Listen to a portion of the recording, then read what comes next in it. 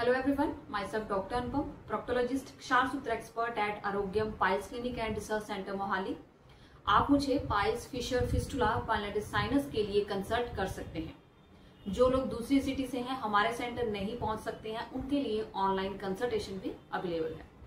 Fistula कई तरह का होता है और फिस्टुला को दवाइयों से ठीक नहीं किया जा सकता है। चाहे आप खाने वाली दवाई की बात करो या कोई लगाने वाली दवाई की बात करो या आप उसमें किसी तरह का कोई परहेज की बात करो, किसी तरह की दवाई, किसी तरह की परहेज से फिस्टुला पे कोई इफेक्ट नहीं होता है, फिस्टुला ठीक नहीं होता है।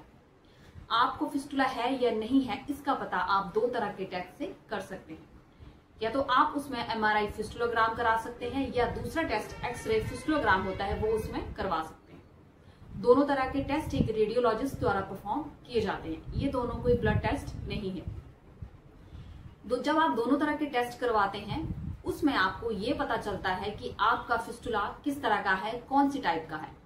इंटरस्फिंक्टरिक फिस्टुला है, सुप्रास्फिंक्टरिक फिस्टुला है या सबमिकोसल फिस्टुला है। इस तरह के कौन सी टाइप का फिस्टुला आपका है, या आपके फिस्टुला की कहीं और ब्रांचेस तो नहीं है, या सिंगल ट्रैक है या मल्टीपल ट्रैक है। इस तरह की सारी बातें आपकी ये दोनों तरह के टेस्ट से कंफर्म हो जाती हैं।